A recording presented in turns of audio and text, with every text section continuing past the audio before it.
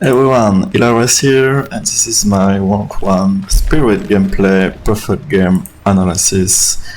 So, when you jump in the game, you just want to use your power and go as far as possible trying to find someone.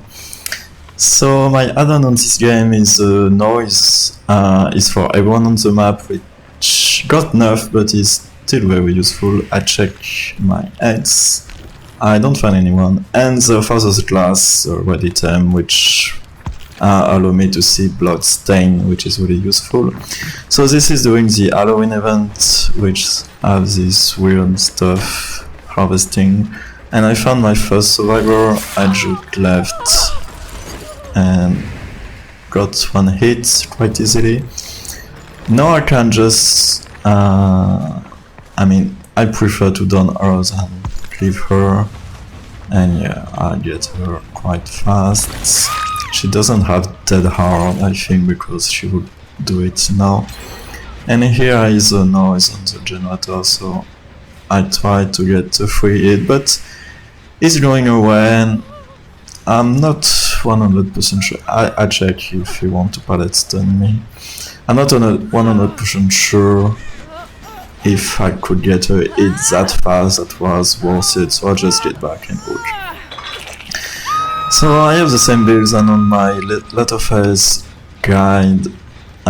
Sadly, I see someone cleansing my totem, but I think if I go, it will be too late, and indeed. So Undying is gone. So I love this build. I think it's really strong. Having win, heads win, so long as possible, it's really good. You just disrupt survivors longest you can. I got a bit juked by Meg here. I got a free hit and she just disappeared on the stairs. My bad, it happens. And oh yeah, I just want to get the girl. So number 4. So little tips here. I give them number, and I know that number 4 already has one hook, and I'm really happy she doesn't have DS, because I see she's not the obsession, so I go for it. If she was the obsession, I would just left her slugging, because I really don't want to get DS right now. And the number 1 is the obsession, so probably DS for sure. DS for sure even. So yeah, one thing to note. So I try to get someone, but and he may try to jug me again, but yeah, quit. And now it's important, because I could be chasing Meg, but let's jump a bit back here. So yeah, I went to the hook, I hit Meg, and here. So yeah, I could try to down Meg, but I know that number 4 is on his last hook and doesn't have DS, so, and I was away, so there's no borrowing time shit like this. So if I found her, I just kill her, and I found her, he blocks me, so 3 hits, and no, I want number 4 as fast as possible. Remember guys, if you want to get rank 1, you really have to kill one survivor fast, because if you don't, well, it's really hard to win versus 4 skilled survivor at all times. So here it's really interesting as well. Just play back a bit, because I hear the noise, and I'm not sure if it's worth for Meg to stay here and get a free hit and finish in the generator. One is still there, so I guess it's okay. But even if I'm carrying a survivor, I have to get a free hit here, because while it's healing takes 16 seconds, so I just use 3 seconds of my time for 16 seconds or their time, so it's a very good trade for me. So if you see a free hit, just go for it. And now we are at a very good situation. They're all injured, and 3 generator left and 1 is dead, so yeah. So I juke here, and sadly wasn't good enough, so I have to get this pallet. I'm not sure if I use my power here. it's not really useful.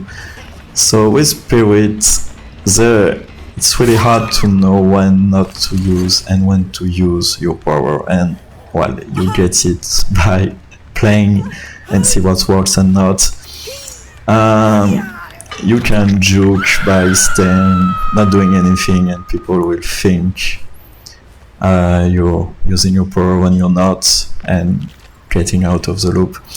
And now we are on a very favorable thing that will happen. It's I ult someone, I go where I see barbecue people, and they will save her. I will chase again, and they will not do any progress on generator for like 1 or 2 minutes, and the game is just won by then. So it's really depends on if you have a good start or not. When you start, you want to go the farthest possible with your power and try to find someone as fast as possible. And as well, number 4 was probably the weakest link of the team. I mean, you will see it. No, I mean, Meg is not really good at chase as well, and you want to focus on the weakest link of the team, because if you don't do so and you see this annoying survivor who just click with his flashlight and brings you to the worst loop of the map for you, what will happen is, yeah, you will get him after 3 minutes, but yeah, I get 360 here, it's a bit bad. I have some trouble with 360, so... And this guy has DS for sure, so I must be aware of this. And yeah, you want to go for the weakest link, because if you go for the annoying guys that use this flashlight to bait you, etc., you would get him hooked, but you will lose 2-3 minutes because he's probably the best guy on this team. And yep, our generator will be done, you will have killed 1 guy and you will have your -1 or maybe your 0. So yeah, not the best. So what you want is, 1, to kill someone as fast as possible, and to do that it's easier to focus on the weakest link. So if you see 1 guy not doing chase, not looping you enough, just running and dropping every pallet they see, just focus her. Yeah, you would get wine at the end by survivor, but who cares? Like I said all the time, hate the game, not the player. I mean, you're the killer, you play as you want. If you want to camp in front of the hook for 2 minutes, well, it's in the rule of the game, you can do that. They prevent it by make you lose points in one of the emblem by doing that, and you lose a lot of time, and you give them ability to do generator. So camping is really bad, but you can do it. I mean, if you're a survivor and the killer is camping, you can whine and try to hook for a minute, or you can just do gen and lose someone and 3 guys escape. And well, it's good for survivor and not for the killer. So yeah, that's how the game is. And yeah, good survivor won't whine. I don't see rank 1 survivor whining because they got tunneled, or they just get DS next game and see what happens. So here, yeah, I did a good joke. I mean, not a joke, but a good chase here. Let's rewind it because... And I really like the father glass item to see the blood puddle. So I see she's at the window, but I'm not sure if she passed it or not. And I don't see anything here, so I think she faked the window, and I was right. So yeah, the mistake would be to go to the other side of the window. And yeah, but that is not super easy for Spirit to get. And I would use this item or the perk Blood Hunt, the Wealth perk, when you start with Spirit to get used to that. And then with time you get used to it. So yeah, like I was saying in the Letterface, not Ghostface video, It's really way easier to win versus 2 survivors than 4. As you can see here, they're not doing any gen progress. I just ult them one by one. And now I can go for the Dwight guy because DS is gone for a long time, because it must have been 1 or 2 minutes. I hooked him. So yeah, Noro is here.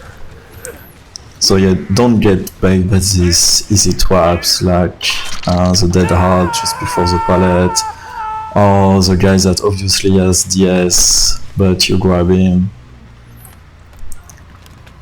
And yep.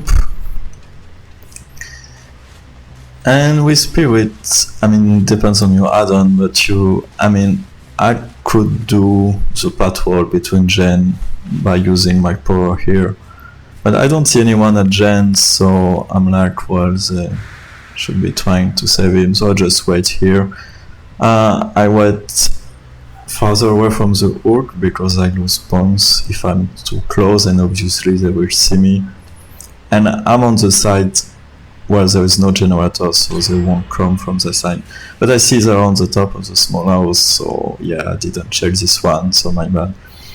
And now I see there's like 10 seconds left, so I should have do that a bit sooner. And I will not go for Dwight because he has DS, and luckily I got Meg. And that's one mistake from Survivor.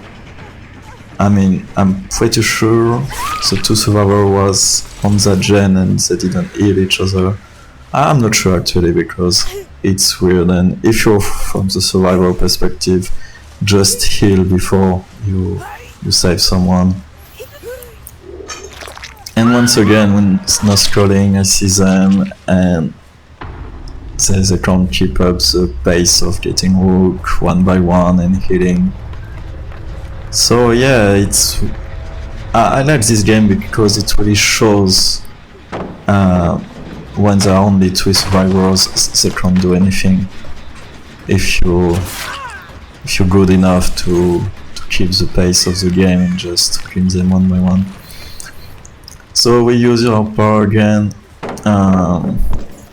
Well played by Meg, but she did jump on the pallet instead of waiting on the other side. I mean, it was hard for her because it's an unsafe pallet. And here it's the most important part. If you want +2 instead of +1, and you want +2 because it's make your climbing to rank 1 way easier. And you just lurk someone and bait the other to get for his win. And here you will see on this game, it's really interesting because so number 1, Dwight, is really good. And I will not see him for a long time. So I will down Meg quite a few times and wait for him to come. Because if I don't do so, like I said on my Ghostface video, I may give him the hatch.